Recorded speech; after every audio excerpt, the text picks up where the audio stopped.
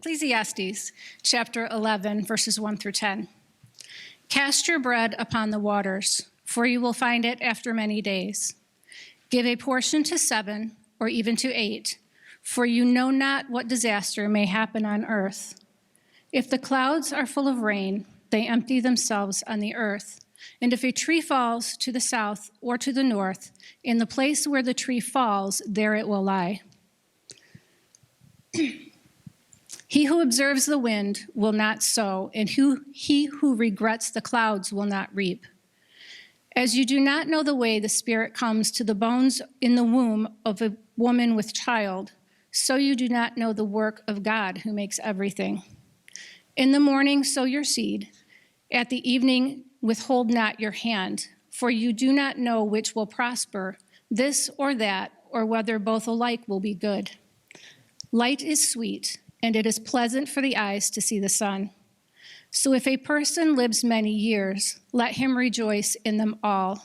But let him remember that the days of darkness will be many. All that comes is vanity.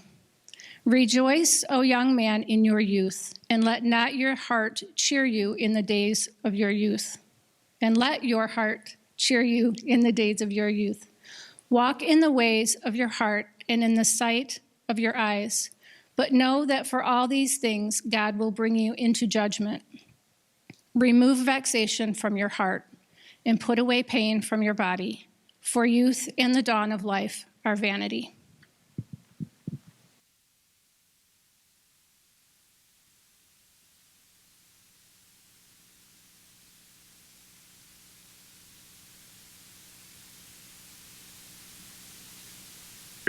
Good morning. How are you?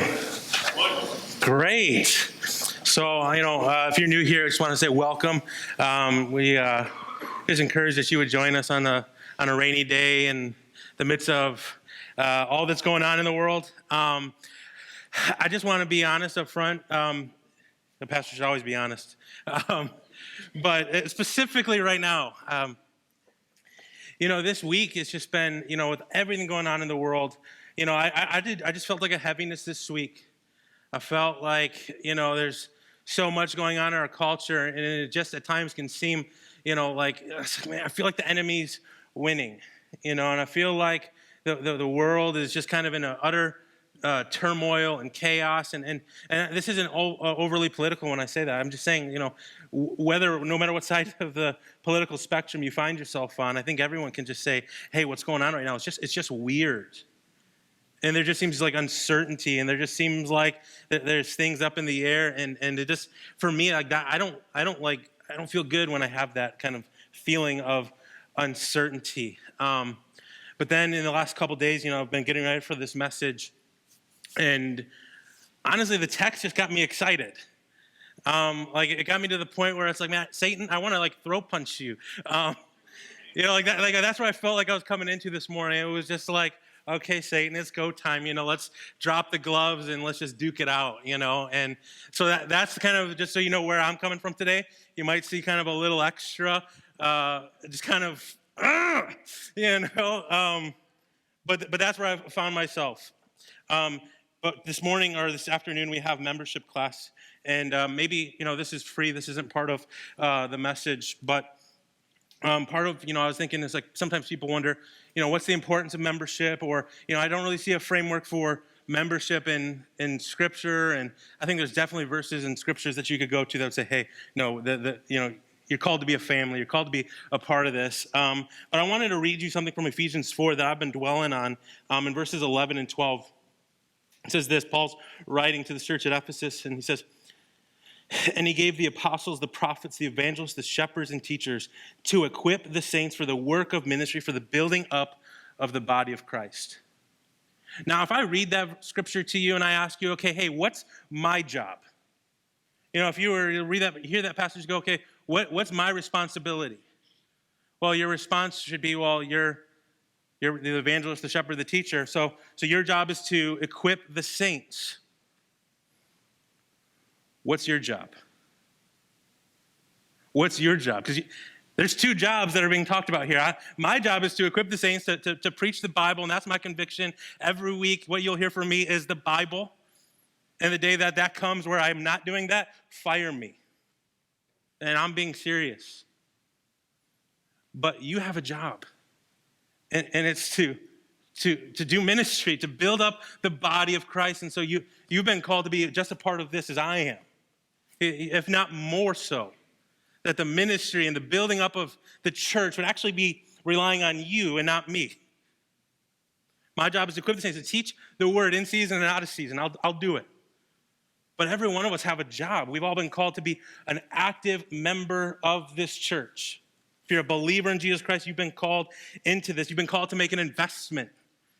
You know, as the church invests in you, you invest in the church, and there's this mutual relationship. Right? It's not that you just come in and you consume and then you leave and that you don't actually pour back into the church. And so we're inviting you to be a part of that. We're inviting you to give of your time and your energy and your resources. And so, we're talking about investments today in our passage. And I promise you, I'm being honest, this wasn't planned. You know, that we were doing membership on the day that we were talking about investment.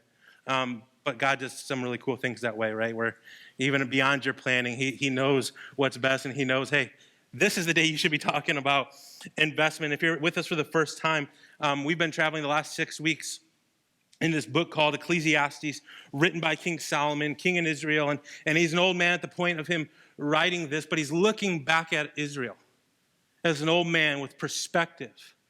And he's talking not to just any old Israelite, right? We established that early on. He's talking to those that have wealth, that are chasing power, that are chasing notoriety. And he's actually saying, hey, listen, you're investing right now.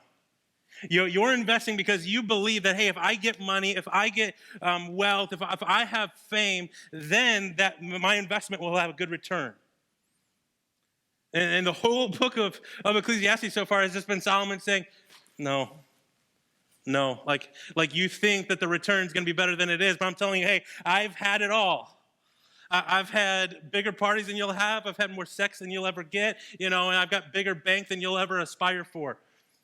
And I'm telling you, it's not going to satisfy.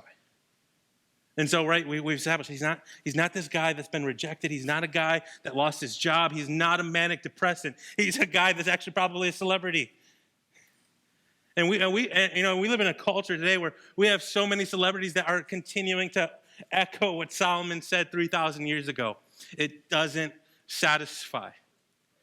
Cardi B, a very popular artist with Time magazine, once said, she's like, a few years ago I had so much more joy. It's like I had way less money, but I had more joy because now I feel like people own me. I feel like I have to do things for this money. And she feels controlled now.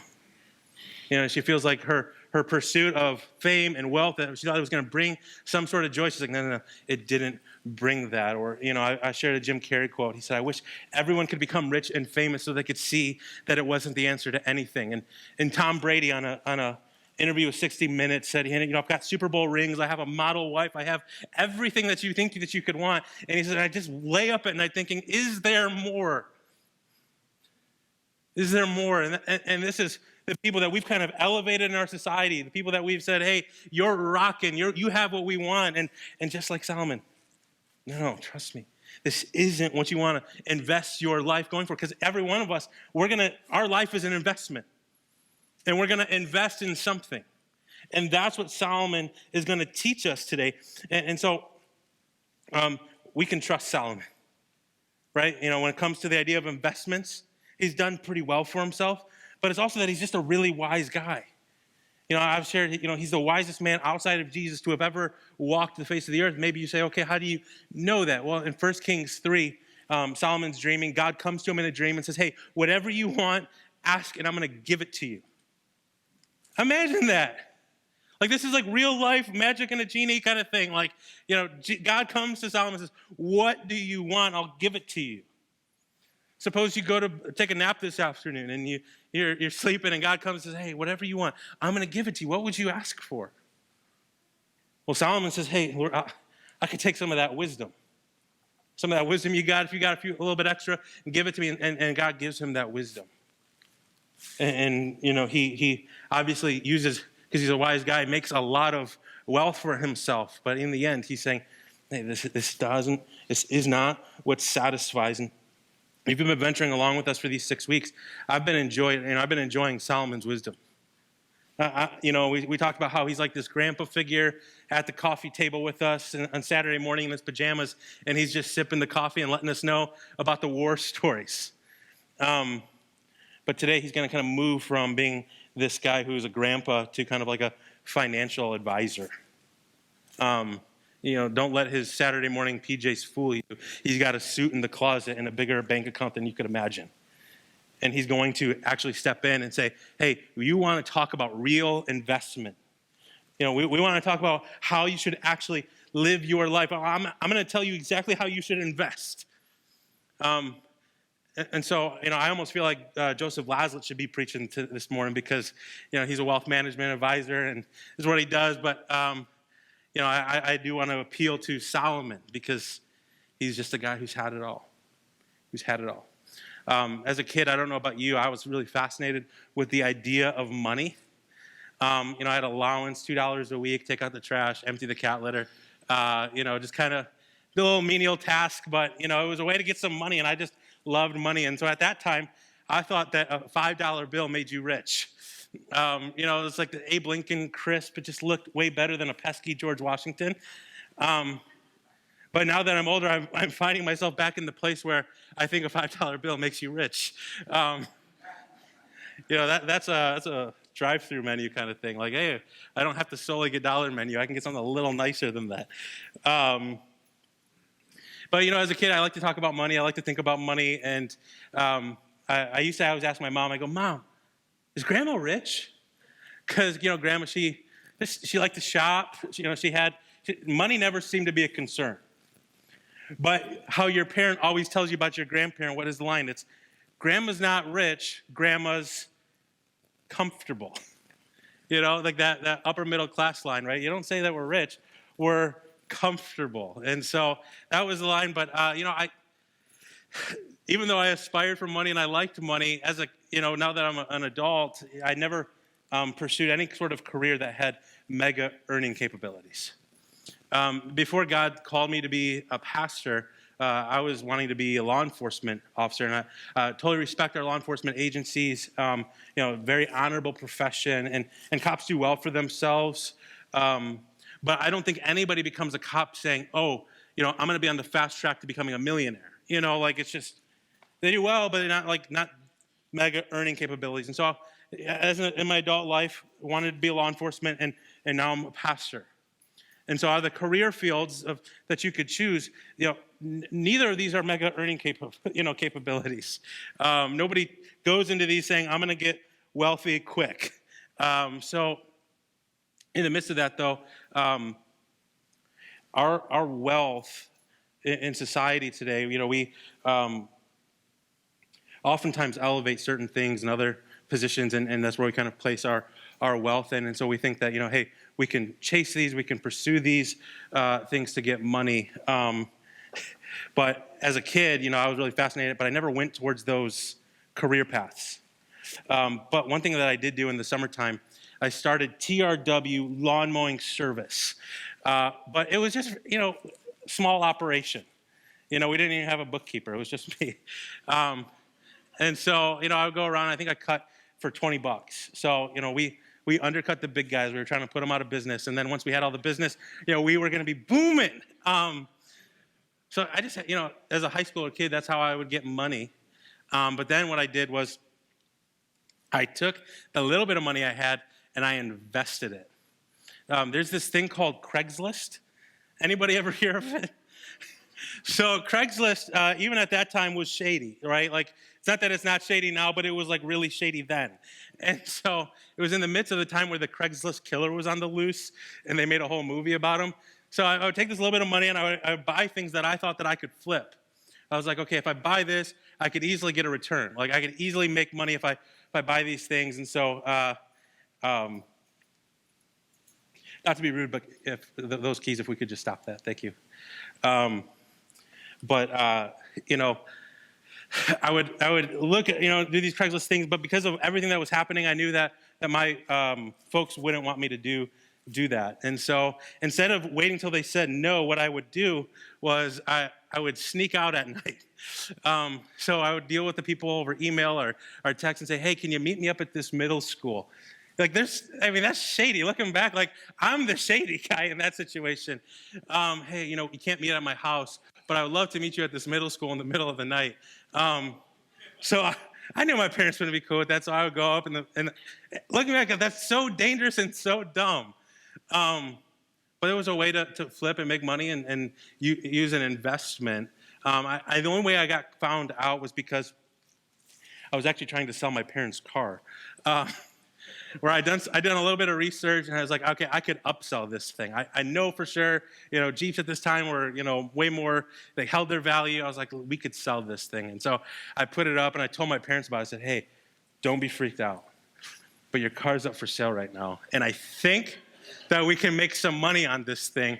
So, can I get a cut out of it? And that was kind of when my operation was shut down.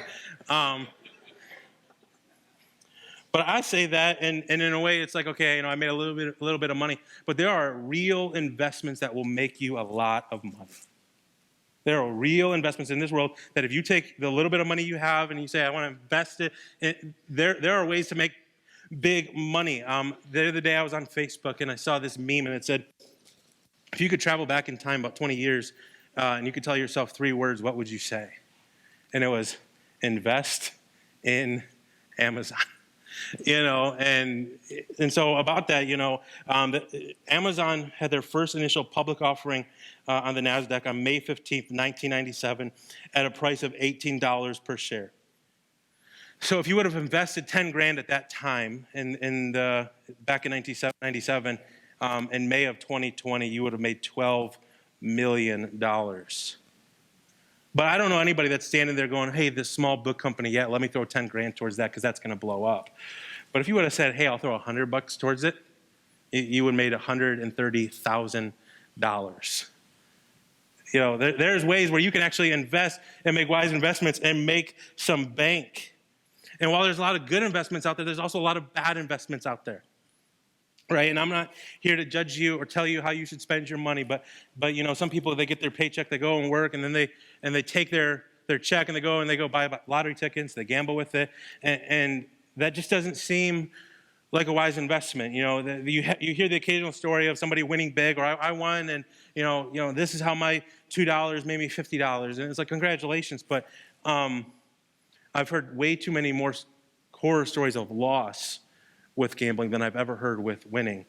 And in the midst of someone winning, they can only win with a bunch of people losing. That's the only way that works. And so, does that seem like a wise investment where I'm being told, okay, a lot of people have to lose. I can't be one of those people if I'm going to win. That doesn't strike me as a wise investment. And then we look at, like I said, there's people in our culture today that have tons of money. I look at professional athletes. We've elevated them to new heights. And you hear about these athletes getting like $500 million contracts for 10 years.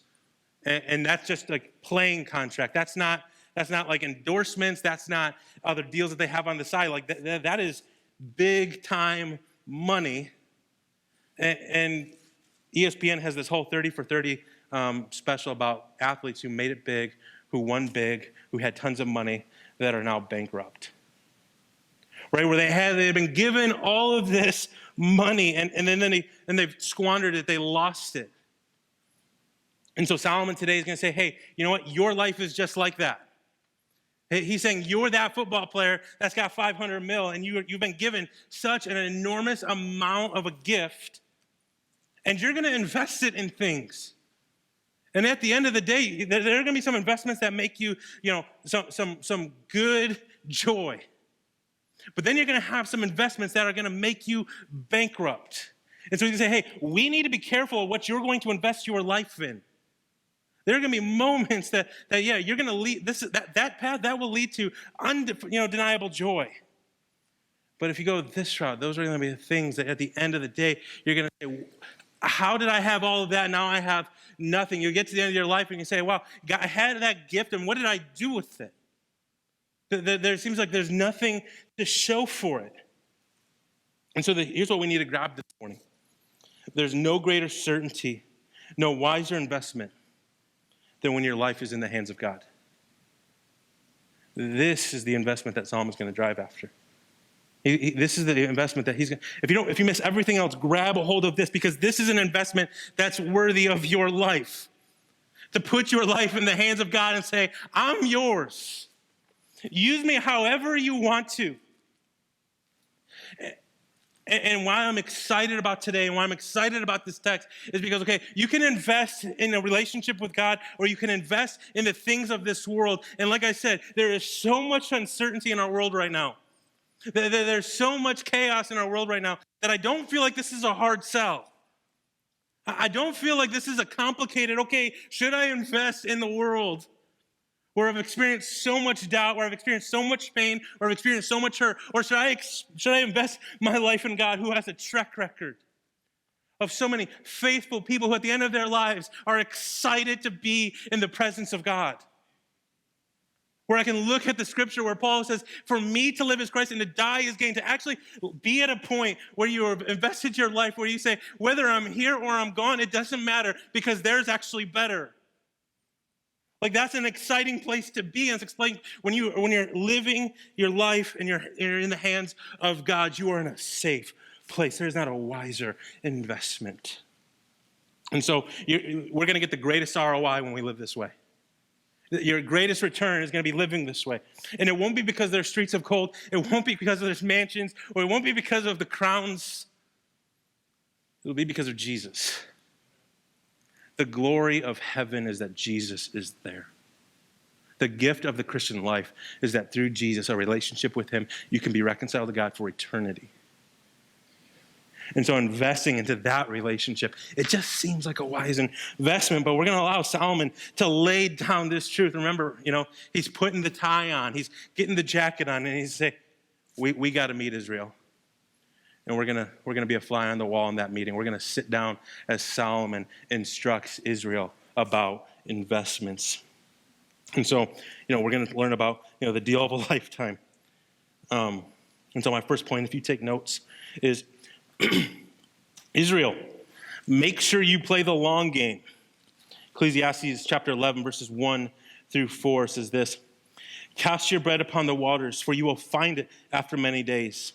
Give a portion to 7 or even to 8, for you know not what disaster may happen on earth. If clouds are full of rain, they empty themselves on the earth. And if a tree falls to the south or the north, in the place where the tree falls, there it will lie. He who observes the wind will not sow, and he who regards the clouds will not reap. And so let's look immediately at what Solomon says. He says, cast your bread upon the waters, for you will find it after many days. Early on, I think it was our first week, I said, hey, we're kicking off Ecclesiastes, and every pastor that I've heard from says this is the hardest book that they've ever had to preach. I'm figuring that out in chapter 11. Cast your bread upon the waters, for you will find it after many days. That's not just confusing to a reader. That's confusing to scholars, where you start, okay, Solomon, what are you saying here? I'm trying to grab a hold of it, but cast your bread upon the waters, for you'll find it after many days. And so commentators, they're a little bit divided over this. And I really don't think you can understand verse 1 without verse 2. So we'll get there in a second. But some commentators would say, okay, this means this is a sailing term. This is a sailor term, where that you would take your lot and you would put it on a boat, and that, it would venture off, and that was supposed to, make you money. And so that eventually it's going to come back, and they're actually going to have something good. Some would argue that's what it is. And some would say, hey, you know what? This is a parable, a teaching, a truism that says you should always be ready to do good, because, if you do good, if you do X, Y, and Z, then God will owe you something. That if I give, then something's going to be returned to me. We shared last week, many authors today, really try to sell this message that, hey, if I do good, if I do X, Y, and Z, then I've put God in my debt. No. That's not how that works. But in either of these two examples, scholars are kind of divided over what this is saying. Both of them are saying, essentially, or at least Solomon's saying, Israel, stop looking for the get-rich-quick scheme. Stop thinking that you're going to do something that's immediately going to make your life a fairy tale, and you're going to have everything that your heart desires. Just, he's like, you try so hard to think that, this is going to come quick and easy. not queasy.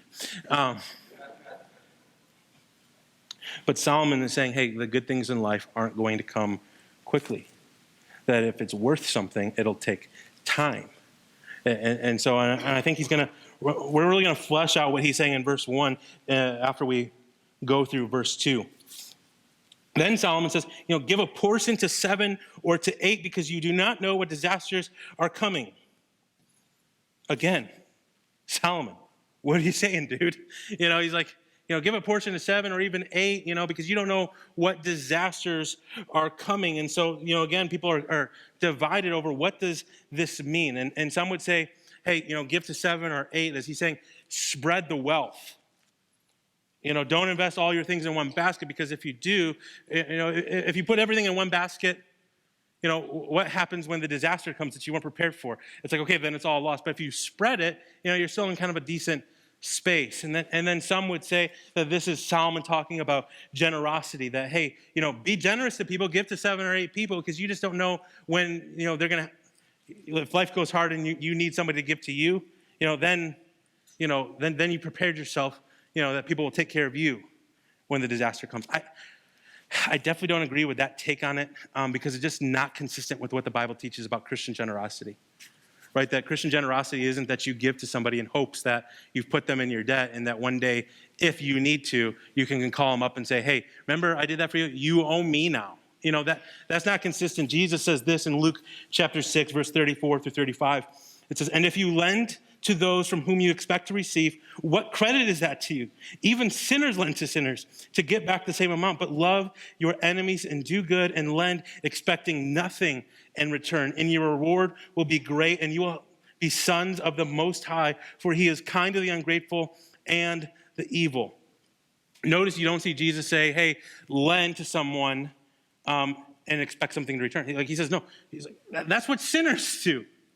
What would distinguish us? He's like, no, lend, not expecting anything in return. That if you were to lend your money to somebody and they don't pay it back, Jesus is saying, hey, you should be okay with that, because you give not out of a place of trying to put somebody in your debt, but you give out of a place of love for God and people. That's what Jesus tries to do. So I don't think Solomon is saying that, hey, you be generous in the hopes that somebody becomes generous back to you. And so we're trying to understand what Solomon is saying, and when he says give 7 or 8, if we're going to understand what he's saying, then I think we have to look at the motivation. Right, where it says, because you don't know what disasters are coming. And so Solomon says, you don't know. You don't know if the market's about to crash. You don't know if your spouse is about to pass away. You don't know that you're about to go on unemployment. You don't know that your job's getting terminated. And he's like, so because you don't know these things, he's saying then we need to make sure that we're not, it's like, okay, because you don't know these things, like you place your investments, or you place your hope in these things, and you might put them all in this one basket. You might put them in your spouse. You might put all your hope and your investment into your kids, and you might put all your investment and your hope into your job. You know where you're placing your investment. That's your life. But Solomon is saying, those aren't wise investments. Now, here's what Solomon's not saying. Is Solomon saying that you shouldn't invest in your marriage? No, he's not saying don't invest in your marriage. You better be investing in your marriage. Is Solomon saying don't spend time with your kids? No, he's not saying that. He's not saying don't spend time with your kids. You better be spending time with your kids. You better be, investing in your job and trying to be the most honorable employee and the best employee. So he's not saying don't invest in those things, but he's saying, hey, if you've placed your hope and satisfaction in those things, what happens when your spouse dies? What happens when your job's gone? What happens when your house gets foreclosed on? Like, if that's your hope of joy, what happens when the disasters come that you have no control over? Is your world now hopeless? Is it void of joy? Is it void of any good thing? Solomon is driving, saying, hey, you know what? You can place your hope in these things, in these 7 or 8 things, but you don't know when the disaster is coming. And so what I really believe Solomon is telling us in this moment is he's saying, hey, invest in those 7 to 8 things for eternity. Those things that are in the long way. You're going to send it out. You are literally thinking of eternity. And so invest in your marriage in light of eternity. Invest in that, knowing that, hey, there's a day coming where your spouse is going to stand before the God of the heavens and the earth. Have you ever thought about that? Like, I want you to envision your spouse right now, or your boyfriend or girlfriend. If you're single, you're like me, use your imagination. But picture that person that you say, I want to spend my life with on this earth, that I want to be committed to, and they're going to stand before the God of the world. With that in mind, that's how you should invest into your marriage. That your kids one day will stand before the God of the universe. Invest in your kids in that way. The fact that your money could have eternal ramifications, and your money could actually do things that would have eternal value. Invest your money in that way. That's what I believe Solomon is saying in these first couple verses. I think he is giving us profound wisdom here about investing. Because, hey, there's a day coming where a disaster is going to come. And if your marriage was just for this earth, if your kids were just for this earth, if your job was just for this earth, then now what? What return was there? But know that you could invest for eternity. Solomon's saying, hey, you can invest for the long run. There will actually be a return. You're going to send it out. And you're going to actually see the fullness of that return one day. That's what I believe Solomon is saying. He's saying, hey, listen, some of you want to push all of your chips in on things that have an expiration date. Like, does that seem like a wise investment? Does that seem like a wise investment? It's not a wise investment if you're not if you're not in the place of an eternal perspective. That if it's just this earth, there's coming a day where then there won't be any hope. And so Solomon's saying, hey, take those good things and invest them for eternity. But let's pick up in verse 3 and 4, because this is also really interesting. Solomon says, if the clouds are full of rain, they empty themselves on the earth, and the tree falls on the south or to the north, in the place where the tree falls, there it will lie. He who observes the wind will not sow, and he who regards the clouds will not reap. So Solomon moved from saying, hey, think about eternity. Think about the things that are really going to matter for the long haul.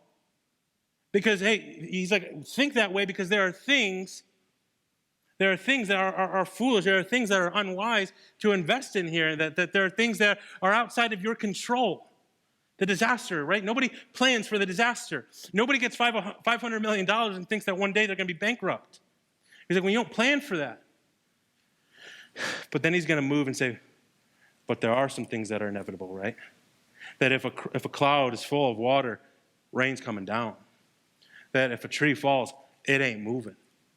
Solomon is saying, hey, there are absolutely some things in this life that are going to be, inevitable. And the example he uses is one that's negative. We shouldn't be surprised. This is 6 weeks. Solomon going to negative town. Not surprising to me. He's like, hey, there are going to be some things that are undoubtedly going to bring rain in your life. There will be some things that are going to, you won't be able to control it once it's happened, but pain's coming. He says that's once it's happening, once it's coming, it's already going to be there. It's inevitable at this point. And so Solomon, he's going to show us that, hey, there are difficult things, there are negative things that come our way, and there won't be anything you can do about it. And so, the world's a foolish investment. The world's a foolish investment. There are things that are outside your control, and there are things that are inevitable, but either way you spin it, so they're going to be difficult. Solomon's promising us difficulty here in this moment. And then Solomon gives a little wisdom, right? He says, Israel, you might be freaked out, right? Maybe what I just said. And so he's like, because of those difficult things that come, he's like, you might want to observe the cloud. You might want to observe the rain. You might want to observe those things. But he's like, if you do, you're not going to sow and you're not going to reap. Solomon is saying, hey, if you get to this place where, okay, well, now I don't feel like I can make any investment because I'm just scared to make the wrong investment, you're going to stand there observing everything, every little detail, and think, okay, well, now I'm scared. Solomon's saying, hey, don't be scared. Because the moment where you find yourself psychoanalyzing everything, you stand there and you don't live. And so I'll say it this way. If you live your life waiting for every dot to connect, then you will die staring at dots. If you think, before you're going to invest your life into Jesus, you need every single thing figured out, you're never going to invest in Jesus then. There are going to be things, I've been traveling with Jesus since I was young. I've been having a relationship with Jesus since I was 10 years old. And I'm telling you what, I still have things that I question. Like this is a complicated book. This is hard to read at times. And I'm somebody who's, hey, I've devoted my life to studying this. I've devoted my life to preaching this. And I'm telling you, this is hard at times. And it's okay to say that. Where I literally have to surrender myself and say, okay, Lord, help me understand this because I don't. There's things that I don't like in Scripture. I was like, God, man, it would be so much easier to evangelize to people if you didn't have these rules in here. Like, man, God, this would be so much better. But it wouldn't be. My perception of how the Bible should be written would be a way worse version. And so we trust God's word. We trust it. We would know that it's got the ways to live. But I'm telling you, if you think that you need to have the Bible all figured out before you surrender yourself to Jesus, you're going to die trying to figure it out. You're going to die in a place where you never truly invested. You never truly lived. And that's what Solomon is saying. And so Solomon's saying, don't be overly concerned to look at every little detail. But you're going to have to make an investment in Israel. Let's jump down a few verses. My second point, if you're taking notes, never forget that the investment that is your life is also a journey. And we're going to look at verses 7 through 10. We're going to finish out chapter 11. Light is sweet, and it is pleasant for the eyes to see the sun. So if a person lives many years, let him rejoice in them all. But let him remember that the days of darkness will be many. All that comes is vanity. Rejoice, O young man, in your youth, and let your heart cheer you in the days of your youth. Walk in the ways of your heart, in the sight of your eyes, but know that for all the things that God will bring you into judgment. Remove vexation from your heart and put away pain from your body, for youth and the dawn of life are vanity. And so we left off where Solomon's saying, hey, Israel, you don't have to be overly afraid. You don't have to have every single detail figured out. The perfectionists in the room hate that, but Solomon's speaking to you in that moment. But then he moves and he says, light is sweet. Light is sweet and it is pleasant for the eyes to see the sun. He begins to unpack this idea that life can be unbelievably awesome. That life can be a beautiful, beautiful, beautiful thing, right? And you know what he's talking about there? The moments that where life is just really good. And I think it's those days where you wake up 5 minutes before your alarm, where you hop in the shower and the temp's just right. You step out and you make your breakfast and the eggs are scrambled perfectly. Sorry, sunny side up, people. The music just sounds sweeter. Those days that are just unbelievably awesome. Solomon is saying, hey, there's going to be days in this life that, Israel, they're going to wow you. There's going to be times in this earth where you say, this is awesome. But we know when Solomon becomes our friend this way and where he's trying to cheer us up, for whatever reason, he just doesn't want to be this friend for very long. So let's look at our next verse 8, and watch him talk about, hey, it ain't all sunshine and rainbows. He says, so if a person lives many years, let him rejoice in them all. So he's like, hey, while you have breath, while you have life, enjoy it. When you feel the sun on your skin, that's a good time to be living. But he tells us that because we're not going to like what he says next. But let him remember the days of darkness will be many. All that comes is vanity. He's going, chase Jesus. Chase life. Enjoy it. Why? Because there's days that are coming that are dark, that you won't enjoy. And so he's like, okay, pursue life, pursue all these things, because there's a day coming where you're not going to be breathing out of both nostrils. Like, you're going to have one at best. There's a day coming where your back is, if it's not now, it's inevitably coming. Like, your back's just going to hurt. If your knees aren't creaking now, there's a day coming where they're going to creak. There's a day coming where you're going to wake up and somehow got hurt in your sleep. Like, that day is coming for us, if it hasn't already. But But let's look at this next line because I think this is awesome. He says, rejoice, O young man, in your youth, and let your heart cheer you in the days of your youth. Walk in the ways of the heart and the sight of your eyes. But know, for all these things, God will bring you into judgment. Okay, so here's what he's saying. He's like, do your want-tos. You know, you're going to go through life and you're going to say, I want to do all of these things. I want to become a godly man. I want to become a godly woman. I want to become the godly husband and wife that God's called me to be. I want to have, a job that, I'm doing well. And I want to see the world. And he's like, if you don't do those want-tos when you are young, you're going to get to a place when you're older and you're going to be at the place where you're saying, I wish I would have. Solomon's saying, do your want-tos while you're young. Rejoice, do them. Enjoy your youth. He's saying, hey, don't miss out on the opportunity to do everything that God has placed in your heart. Right? You have everything in your heart. You say, I want to do all these things. He's like, I put that there. Now, there are a lot of good things I've placed in your heart to chase after. And it's okay to do that. But then he says something very interesting in verse 10. He says, remove vexation from your heart. And so what we're about to talk about, I think that for people above the age of 35 are going to say, we're with you. They're going to amen that. And then if you're under 35 like me, you can be a little bit confused and a little bit offended maybe. But, Solomon says, remove the vexation from your heart. What he's saying is, he's like, deal with your junk now. Deal with your junk now. While you are young, deal with it because it's going to cost you more as you get older.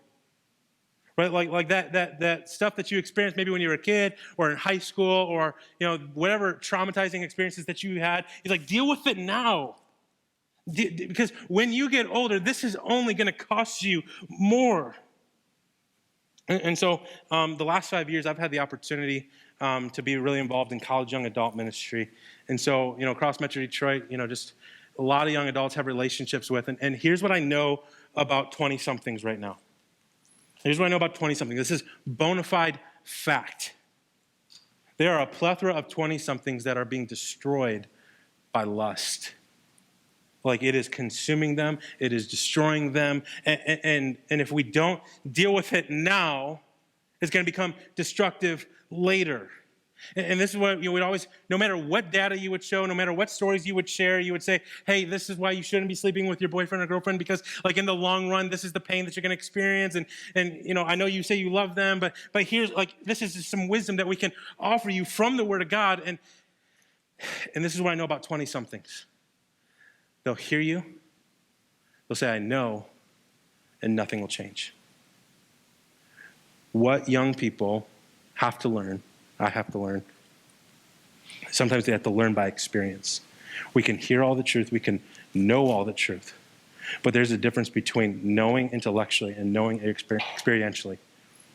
Where I can say, I know that, it's that whole phrase where this picture doesn't do it justice. It's like, I can tell you the Smoky Mountains are really beautiful. But until you go and experience them, until you actually go and gaze out at it, it just doesn't ring the same way. And Solomon's saying, hey, listen, deal with that vexation now, before you actually have to experience it experientially. Remove it now because there's a lot of pain coming for you if you don't deal with it now. He's like, I'm trying to share with you. I want you to get it before you have to live it. I want you to experience that I don't want you to experience that. I don't want you to experience that pain, and it's agonizing. Right? Like people, we have abandonment issues. We have daddy issues, whatever you want to call them. There's a lot of people in their old age, even people that are older, struggle with holding on to relationships, struggle with holding on to jobs. They don't keep friends for very long. Well, now it's harder to get over those leaps because they didn't deal with it when they were young. And so we have this opportunity to deal with those issues. That's what he's saying. Israel, learn from me. Learn now. Remove that vexation from your heart. And I get it. I'm young, but I'm appealing to Solomon at this point. I'm not saying it from experience myself. I'm saying from Solomon's experience, from the Word of God. There is no greater authority that I could be talking on right now.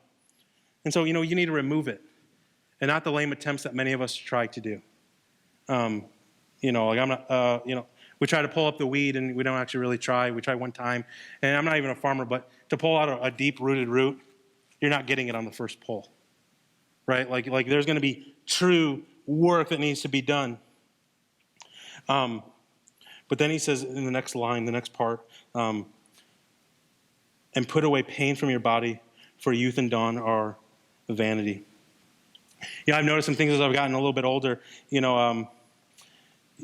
I'm only 26, but though I can do most things that I could when I was 18, like the result or how I feel later is just different, right? Where, you could go out and you could do certain exercises, or, you could go out and you could, just do physical activity, and it just hits you differently than when you were 18. When I used to work in automotive at a time where, I would get up at like 5:30, 6, and it was easy for me to pop out of bed. If my 5:30 alarm goes off, it's getting hit a few times. And that's only 8 years. I can't imagine being as old as some of you. I kid, I'm allowed to do that. But I think of moments in my life where, as an 18-year-old kid, you would just do things that, you weren't afraid of, right? That now at 26, you're maybe thinking a little bit differently. Last year, I had the opportunity of doing a wedding out in California.